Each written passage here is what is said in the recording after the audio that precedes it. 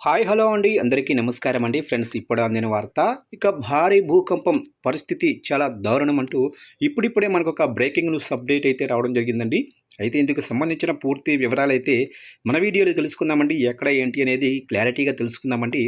Video మాత్రం పూర్తి వరకు చూడండి ఫ్రెండ్స్, అప్పుడే మనకి పూర్తి సమాచారం అయితే తెలుస్తుంది. ఇక లేట్ చేయకుండా టాపిక్లోకి వెళ్ళిపోదాము. ఇక దక్షిణ అమెరికా దేశమైన వెనిజులాలో సంభవించిన శక్తివంతమైన జంట భూకంపాల ధాటికి భౌగోళికంగా భూమి ఉపరితలం ఏకంగా 60 సెంటీమీటర్లు అనగా 2 అడుగుల వరకు పక్కకు జరిగినట్లు శాస్త్రవేత్తలు గుర్తించారు.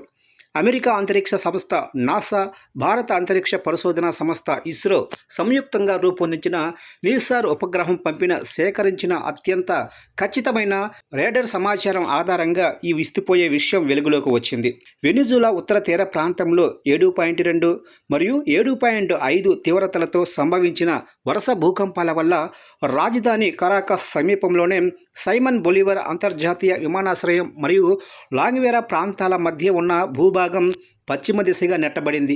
కరేబియన్, దక్షిణ అమెరికా టెక్టోనిక్ ప్లేట్ల సరిహద్దుల్లో ఉన్న నాన్ సెబాస్టియన్ ఫాల్ట్ లైన్ వెంబడి క్షితిజ సమాంతరంగా భూమి కదలటం వల్లే అక్కడి భవనాలు, మౌలిక సదుపాయాలు తీవ్రంగా ధ్వంసమైనట్లు వ్యోమగామ పరిశోధనలు స్పష్టం చేశాయి. ఇక అంతరిక్షం నుంచి ఇన్సార్ పరిజ్ఞానంతో సేకరించిన శాటిలైట్ చిత్రాలను భూకంపానికి ముందు తర్వాత పోల్చి చూసి నాసా, ఇస్రో శాస్త్రవేత్తలు ఈ భౌగోళిక మార్పులను సరిగ్గా కొలవగలిగారు. నాసాకు చెందిన నిసార్ ఉపగ్రహం యొక్క అర్జెంట్ రెస్పాన్స్ వ్యవస్థను ఒక భారీ భూకంపం తర్వాత ఉపరితల కదలికలను వేగంగా నమోదు చేయటానికి ఉపయోగించటం ఇదే తొలిసారి.